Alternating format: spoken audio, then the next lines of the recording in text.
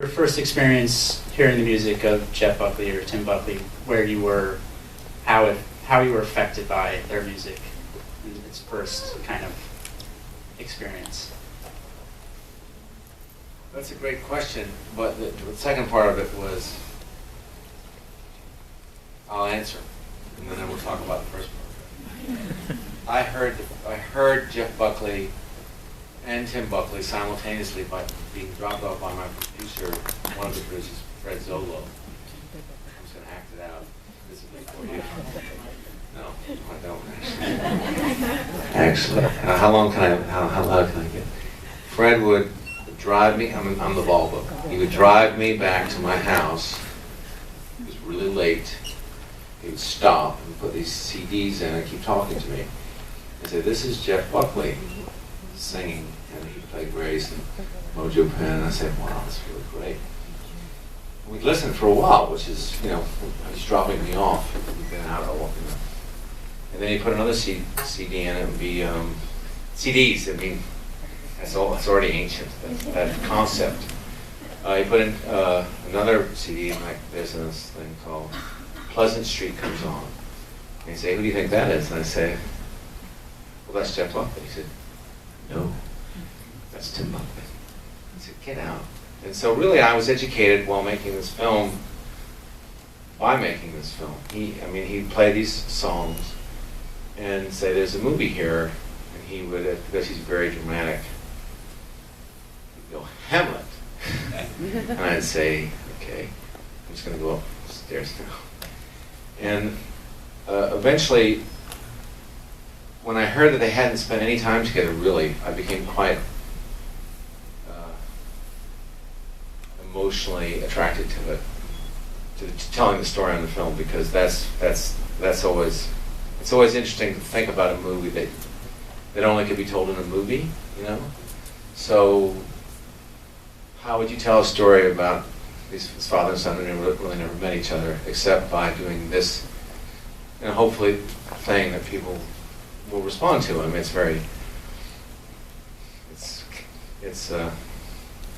it's asking you to watch it in a sense, and asking you to see the things that go back and forth between those scenes. And when you talked about the beginning of your question, which I really appreciated, take a breath, have dinner, have a glass of wine, it'll be fun.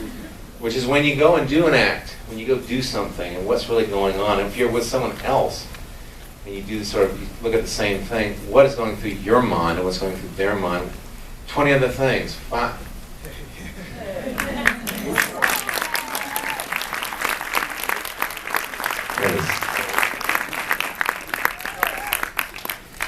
It's Penn Badgley.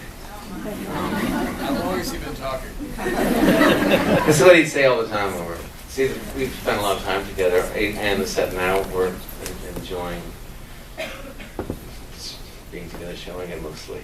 And so just forgive our private language, but he used to say that all the time. "How long has he been talking? I'm supposed to be filmed with my."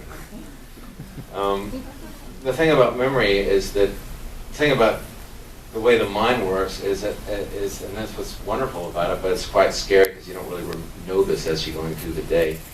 You actually approach a moment and you're thinking about 20 other things, but you act out the things that are going through your head, and the people around you don't really know that. So when Jeff goes, "Well, I didn't know you had a father." He says, "Well, no, he didn't either. He had a son," and then they think he's kind of lovely or weird or whatever, and that's what we try to sort of examine. So, great question, I didn't answer it. We'll gladly take some questions from the audience. Awesome. Well, Penn, how did you come to be involved in this, and what was your initial reaction to kind of hearing about this story?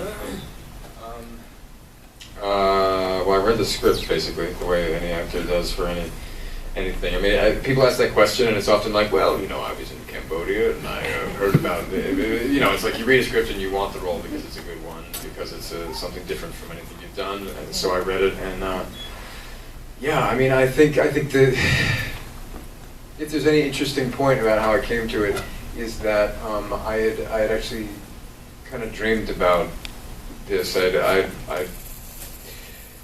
thought that if there was ever a Jeff Buckley movie, which I'd heard rumblings of for a couple years, I thought I gotta be at least on a short list. You know, I mean, I look enough like him. I sound enough like, you know. It was a musician who I was so moved by as a teenager. But what was beautiful is that when I read the script, I was just like, oh, that's not at all the story that I thought it would be.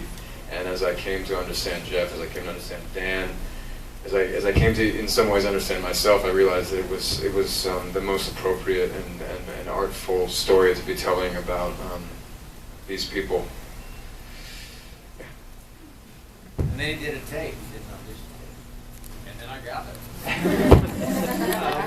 I asked Dan this question, but maybe you have also a kind of interesting answer. I asked him, because we were talking about the legacy of memory in this film, and how kind of universal that is, and how we all kind of have those songs that we can immediately kind of place our lives into. And for Jeff's music, do you have a certain memory with Jeff's music? You said you were a teenager when you started listening to his stuff. Strange Fruit was a song that he covered. Strange Fruit is a song sung initially by Billie Holiday, the Black Woman, you know, I guess what, in the 30s, or then again by Nina Simone. And so, yeah, right. I mean, you know, a young white kid in the 90s singing this song with just an electric guitar. I mean, that's like fucking ballsy. It's not even ballsy. It's like it's partly delusional, and unless you have the soul to access that emotion that we all have somewhere in us, regardless of where we're from or what we look like, you know. So he had that singular gift, and I remember hearing it as a teenager, and it's something that I would really recommend anybody hear. My portrayal pales in comparison to that cover. It's Strange Fruit by Jeff Buckley on Live at Chennai. It's the 6th track on the first disc, and it's. I remember being 17 years old and just hearing it and being in awe, you know, and looking at the back liner notes and thinking, "What is this young, like, kind of pretty white kid? Like, what?" I was so stunned, and that, you know, that That's reminds so me. lovely. I mean, the fact is, it's just so lovely that you actually Yeah. It's crazy, and then you respect it in a way because you know about strange food, and then you find a way to do it. I don't want but go ahead. Do we have any questions? Oh, right here, right in the front. Yeah, the moment when you really, when it sold it for me was in the record store. I was wondering if you could talk a little bit about how that scene was set up with the song choices, and you nailed his like quirkiness, the personality, as well as the vocal style in that scene. And I just wondered if you could talk a little bit about how that was just improvised, how much did you let him go, how much was it scripted? It was again, that scene I remember reading was the moment where I realized that Dan and Emma writing together had captured Jeff's voice, and I didn't even know. I mean, by Jeff's voice, I mean his inner voice, you know, his essence. And I didn't know of Jeff's essence other than what music I had heard of his. So that's an interesting scene where, you're right, it captures his quirkiness, his strangeness, how he's like kind of all over the place, and then he'll be embarrassed for a moment, but then he'll kind of keep going, and then he's like, I'm a fucking idiot, but then he's like, well, I'll keep going because I can do this, you know? And that quality, I sort of just, I don't know, I understood in him a lot, and somehow he understood in him, and we did that separately, and then he wrote the scene, and then I read it, and I just want to say that, well, she doesn't want to speak. I wrote this, first place, I'll cut to, the songs we wrote originally, we changed the first few songs going into the last exuberation. We changed to make them less expensive. That's very important. So, you know, we kept Greensleeves in it, that was good, but No, but it wasn't Greensleeves. It was. no, it was exactly. It was one up, one down, right? So yeah, that's right. Okay. Good point. But the person who wrote it with me was Emma Shinchang. She's here. She can come up there. She doesn't want to come up there, but she's in the back, and we spent a great deal of time. She's right back there. She can just wave. She wrote the movie. Oh, there you are. Oh yeah, sorry. Why don't you come up? Just walk up here. No. She wrote the movie with me, and we just had a great time thinking about this as a pickup scene, you know? You know, he's just flirting with her and connecting with her based on these lyrics. But, you know, what you did with how many people could do Led Zeppelin? And so Jeff, it was notorious that Jeff could take Led Zeppelin and do this thing. He could just do it. And so it was in the script. It was like one sentence. He does Led Zeppelin, falls on the floor, and that's it. And Penn did that in the audition tape. Of 150 actors who did the audition tape, no one touched that, and Penn just did it. And then we just did it a few times. So that, and we made it in color. He didn't do it in color, I don't think. It's black and white. He wanted it to be more in black and white. I'm not sure what that means. Questions? Doesn't want to reveal your colors. All the way in the back. Yes. It's a great movie, but I just have a question about Jeff's mom. I read in his biography that Jeff's mother is the one who convinced him to do the concert, but why didn't she have a bigger part in it? Question was about Jeff's mother. That's a fair question. You want to answer? I spoke about Jeff's mother actually in an article the other day. I think it's exquisite that she said to go and take it. It's written in a book by the Brown book called Dream Brother? Dream Brother, yeah, where she said, go and do this for yourself. Yeah. And she's been hoping to make a film, and I hope she makes a film, but there isn't another film. That's just what it is, and I hope she makes this film. But when she said that to him, I felt that it was an exquisite moment for her, really, as a mother who'd had loss of his husband and was about to have loss. And the fact is that when she gave that to him as a young man whose father left her to come to New York to succeed, to say to her son, go to New York and succeed, in a sense he would feel in a pop psychological way, which I would get sometimes in a circumstance like this. It's almost like he would be betraying her to do that. His father betrayed her to do that. And so for her to say to him, go do that, was really gracious and a gift, I think. And I have a great deal of admiration for her. Does that answer your question? I mean, wow. What was the question? She didn't want to be included. She wants to make her own film. And she made a film about Jeff, and she didn't mention her ex-husband, or once husband, the father of Jeff. She didn't mention him, so she wants to. Touchy subject. And we touched it, I think, sensitively. No, we did really good. That's the short answer. That's good, yes. I touched it 20 minutes. So. Okay. We have time for just one more question. All the way in the back. Yes.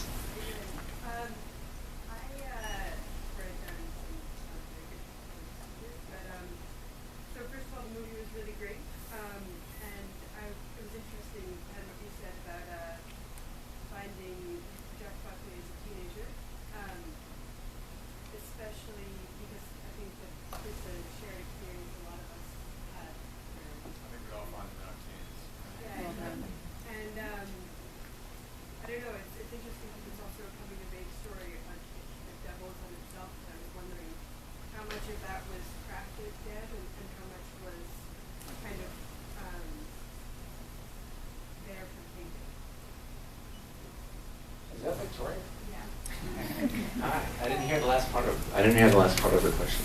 My question was more about the writing process, I guess, and whether it was crafted. How the three-way choice of double that kind of stuff that you talked about before, like boxes. Boxes. Give that answer. The boxes is good. I have no idea what They you're talking change the boxes in the middle. Oh, yeah. Well, there are interesting things about the movie in that way, coming of age. This is not going to answer your question, but Jeff comes to New York to do the same thing his father did. He's about 25, and he's judging his father, and his father's 19 years old. So that's it's amazing. Like you never think of your parents being like 5 years younger, 6 years younger than you are when you're saying they didn't know anything, but you know more. They came of age in the same way, and so what we try to do, what I try to do, is have these scenes which make you try to see back and forth how that might be just in the DNA of life in some way. Is that what you mean, boxes? Yes, sir. Yeah. You know what I'll say from a slightly objective. Why don't you say? Tell me what the boxes are. The boxes was your answer that you explained. I only sort of understood that coming of age thing, like like Jeff is coming of age, and you're sort of watching Tim go from a freewheeling troubadour to somebody who's continually sort of boxed in by the obstacles that life presents him. Yeah, and so but I think it was interesting for me to see how it was crafted, like very intentionally by Dan and Emma, but so delicately that I didn't even really grasp it until I think I saw the film in that way, you know, because I was kind of focused on Jeff. So I think it speaks to the interesting, intuitive writing process that they went through, in the sense that it's Jeff was really tight in the film, and Tim in the '60s, but Tim Buckley. I mean, people know about Jeff, but Tim Buckley was an amazing writer. I mean, he was just had the chance, because it was a different time, to be free and to write all this stuff. And Jeff was like this, and so we filmed the thing and wrote it. So they just sort of switch places. They switch places. They fight for the film at the beginning of the film, and then Jeff wins it. And for the first half of the film, Jeff's really going that way, and Tim's really going that way, and then in the middle of the film, they cross right in front of Cafe Wall, and they keep going that way. That's film nerd shit. It's hard to do. And that's the first time that you see Jeff run as well, when he starts running. Yeah, he starts running, and then she Towards the leaves finish him. line. Oh my God! And we get ourselves out of here. Speaking of. Last question. Fine. Yeah, I think it's a good note to end up on film nerd shit. But yeah, thank you.